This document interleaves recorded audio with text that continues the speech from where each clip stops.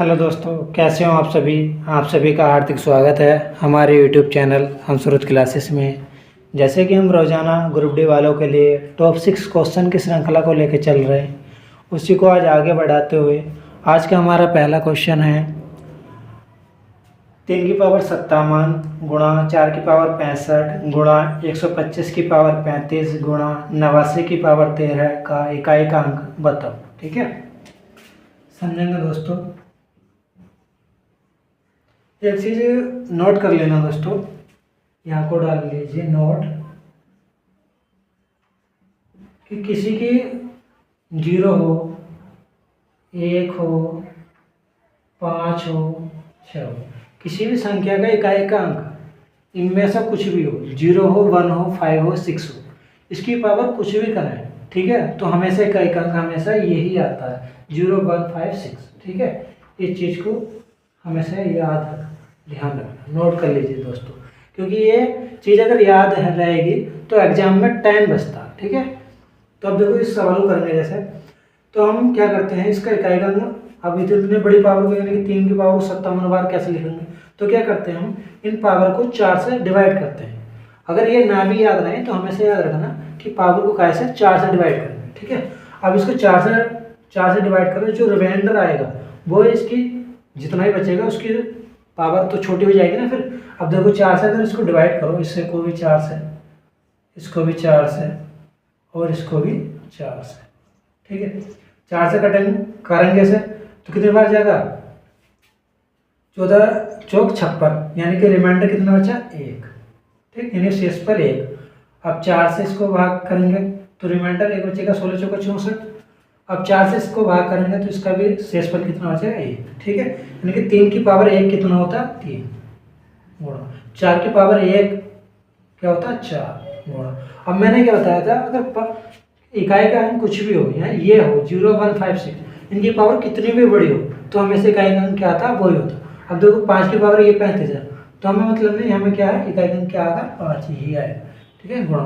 अब 9 की पावर 1 यानी कि इकाई का अंक कितना आ गया 9, क्योंकि हम अब तुम कहोगे यानी कि पूरी 89 की पावर है, यानी कि हमें लेना इकाई का अंक, तो ये ही इससे ही मतलब है। ठीक है, अब एक चीज और याद रखना कि इस 5 का किसी भी सम संख्या से गुणा होगा तो हमेशा इकाई का अंक क्या आएगा 0 आएगा। ठीक है, अब देखो 5 चौक 20, देखो 3 चौक 12, इसकी गुणा कितना आएगी 12, 12 का इकाई का अंक कितना 2। अब 2 की 5 से गुणा करें, 5 2 नहीं 10, इकाई का अंक क्या आ गया 0। अब 0 कितनी भी गुणा कर लो हमेशा क्या था 0, तो कह सकते हैं हम इकाई का अंक कितना आ गया 0 आंसर। ठीक है, आई ऑप्शन में आया होगा, जो कि ऑप्शन हमारा सी करेक्ट। अगला क्वेश्चन देखेंगे दोस्तों, क्वेश्चन नंबर 2 है अपना 9 से 3/4 भाग ब्रैकेट 2 से 1/6 भाग ब्रैकेट महिला ब्रैकेट बोलते हैं इसको। ठीक है, 4 से 1/3 माइनस छोटा ब्रैकेट 2 से 1/2 प्लस 3/4 ब्रैकेट महिला ब्रैकेट और बड़ा ब्रैकेट का मान बताइए।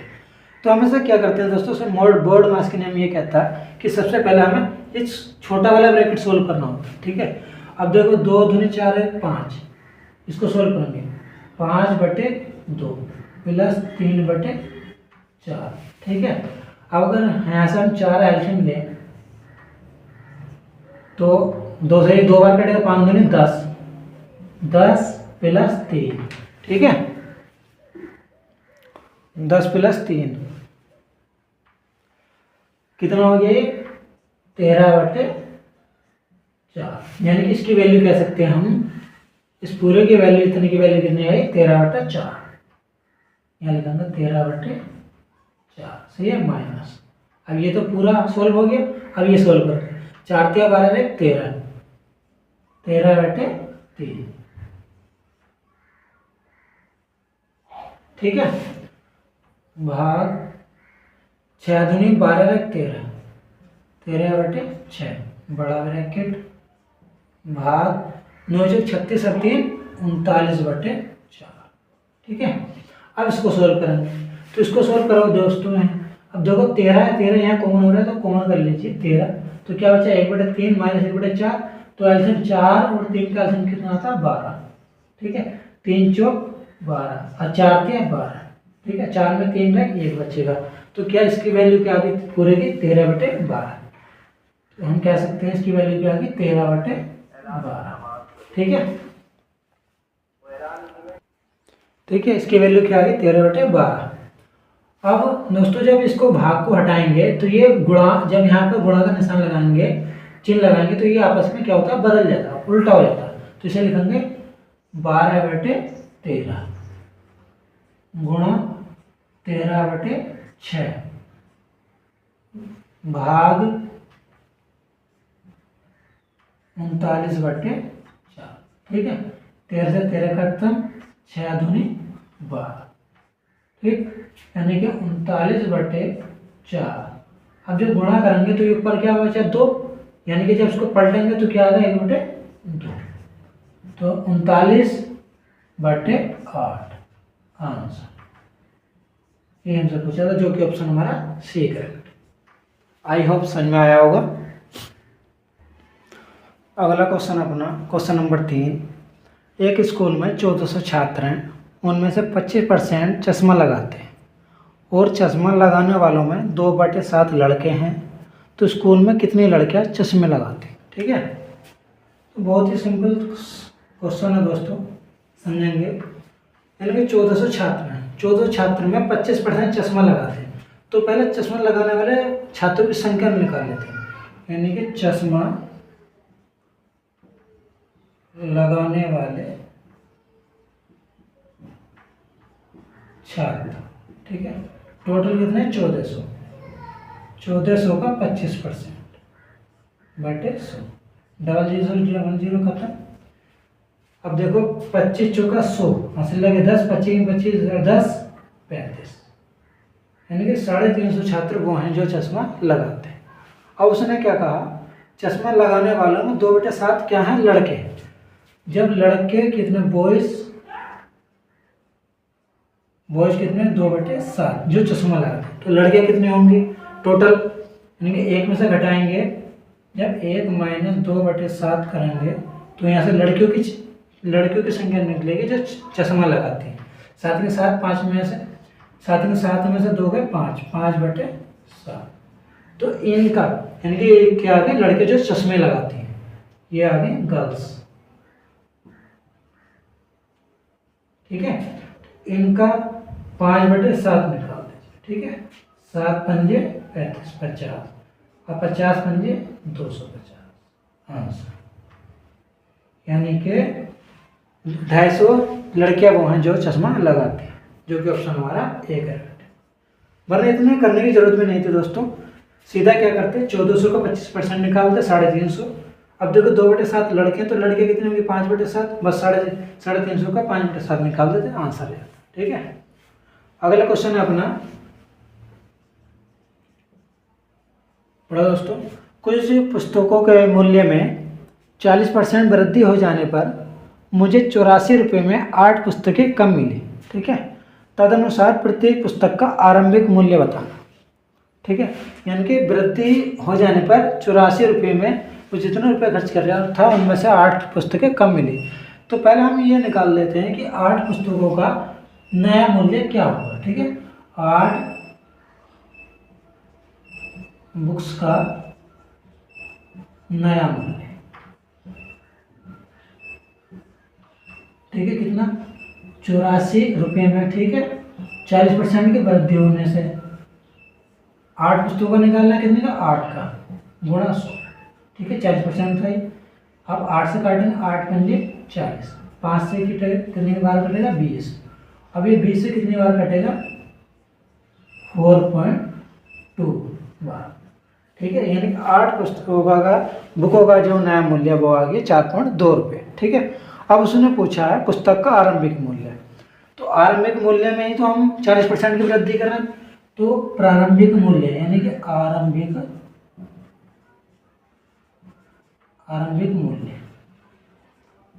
मूल्य का कितना 40% वृद्धि, यानी कितना होगी 140% बटे 100, जो किसके बराबर, जो नया मूल्य आया हमारा पुस्तकें कम खरीदने का वो कितना है 4.2 रुपये, 4.2। ठीक है, आप काट लीजिए, 0 से 0 खत्म, एक पॉइंट हटाएंगे यहाँ से 0, ये 0 से ये 0, 14 तिया 42।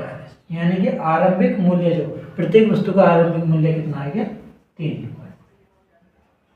आंसर यही उसने हमसे पूछा था, जो कि ऑप्शन हमारा बी करेक्ट। आई होप समझ में आया होगा। अगला क्वेश्चन अपना क्वेश्चन नंबर 5। एक व्यक्ति अपनी सामान्य गति के 7/9 की गति से चलते हुए अपने कार्यालय में सामान्य समय से 10 मिनट देरी से पहुंचता है। कार्यालय पहुंचने का सामान्य समय मिनटों में बताना, ठीक है, यानी कि जो है मिनट में। तो देखना सॉल्यूशन दोस्तों, जब यानी कि हमारी डिस्टेंस सेम हो, मान लो घर से कार्यालय जाना, कार्यालय से घर जाना, तो डिस्टेंस तो सेम है। तो जब दूरी हमारे समान होती है तो चाल जो होती है वो इन्वर्सली प्रोपोर्शनल यानी कि विकर्मानुपाती होती है किसके, टाइम के। ये चीज़ हमें याद रखना चाहिए, ये कंसेप्ट हमें याद रखना। अगर ये कंसेप्ट याद है तो बस क्वेश्चन सोल्व होने में बिल्कुल भी देर नहीं लगी, ठीक है। तो यहाँ लिखेंगे चाल, क्या कर लेते हैं हम, रेशो बना लेते हैं, ठीक है। चाल समय, चाल कितने 7/9 से चलता है, तो समय क्या होगा इसका उल्टा, यानी कि समय होगा 9/7। यानी कि पहले वो 7 मिनट ले रहा था, अब वो 9 मिनट ले रहा है, तो कितने मिनट ज़्यादा ले रहा है, 2 मिनट की देरी है। कितने मिनट की देरी, 10 मिनट की, सही है। 2 की वैल्यू 10, कितना गुना, 5 गुना। अब उसने क्या पूछा है, सामान्य समय। सामान्य समय तो नीचे वाला होता है, तो इसका भी कितना, 5 गुना। कितना हो गया, 7×5 35 मिनट। आंसर, ठीक है, जो कि ऑप्शन हमारा बी करेक्ट। ठीक, आई ऑप्शन में आया होगा। अगला क्वेश्चन है अपना, यदि किसी वृत्त का क्षेत्रफल 154 वर्ग सेंटीमीटर है तो उस वृत्त की परिधि और 21 सेंटीमीटर त्रिज्या वाले किसी दूसरे वृत्त की परिधियों का अनुपात पूछा। इन्हें कहने का मतलब यह है, एक तो ये वाला क्षेत्रफल जो इसकी परिधि और जो त्रिज्या 21 सेंटीमीटर वो दूसरा वाला वृत्त उसकी परिधि, इन दोनों परिधियों का क्या पूछा उसने, अनुपात। ठीक है, तो समझेंगे दोस्तों। तो हमें ये तो पता है परिधि का फॉर्मूला क्या होता है, 2πr, ये होती है हमारी परिधि। ठीक है, वृत्त की परिधि क्या होती है, 2πr। तो हमें यानी कि दूसरे वृत्त की त्रिज्या तो हमें पता है, यानी कि 2πr। देखो 2πr परिधि निकालने की हमें त्रिज्या की जरूरत है, पाई की वैल्यू तो क्या होती है 22/7। तो हमें यानी दूसरे वृत्त की जो त्रिज्या हमें पता है 21, तो पहले वाले वृत्त की त्रिज्या हमें निकालनी है। ठीक है, तो पहले वाले वृत्त का क्षेत्रफल क्या होता है, πr²। ठीक है, जो दे रखा है कितना 114, तो पाई की वैल्यू 22/7 × r² बराबर 114। 22 से कितने बार कटे गए, 7 बार। ठीक, तो r बराबर कितना आ गया 7, क्योंकि जब ये 7 इधर गुणा करेगा तो 7 7 49, और 49 किसका रूट होता है, यहाँ को देख लीजिए, 49 आएगा, 49 पर रूट चढ़ेगा तो कितना आएगा 7। अब उसने क्या पूछा है, परिधियों का अनुपात, यानी कि इसकी त्रिज्या भी आ गई और दूसरे की, ये 2πr1 अनुपात 2πr2। ठीक है, ये तो पूछा। अब देखो 2π ये तो कट जाएगा, ये कांस्टेंट है, तो क्या हो गया r1 अनुपात r1 कितना 7 अनुपात और r2 कितना 21। ठीक है, 7 3 21 अनुपात कितना आ गया 1/3। आंसर, जो कि ऑप्शन हमारा ए करेक्ट। ठीक है, आई ऑप्शन में आया होगा। एक चीज और याद रखनी दोस्तों, अगर क्षेत्रफल 154 दे रखा है वृत्त का, तो हमेशा याद रखना त्रिज्या क्या आ गया हमारी 7 है। अगर क्षेत्रफल हमारा 616 दे रखा है, यहाँ पर लिख लीजिए, अगर क्षेत्रफल 154 है तब त्रिज्या कितनी आएगी 7। निकालने की जरूरत नहीं, क्योंकि इससे हमें क्या टाइम बचता होगा, समय बचेगा पेपर में। अगर क्षेत्रफल क्या दे रखा 616, तो तब त्रिज्या कितनी आएगी 14। ठीक है, ये चीज़ हमें याद रखें, इससे हमारा क्या होगा एग्जाम में समय बचेगा। आई होप समझ में आया होगा। थैंक यू सो मच दोस्तों।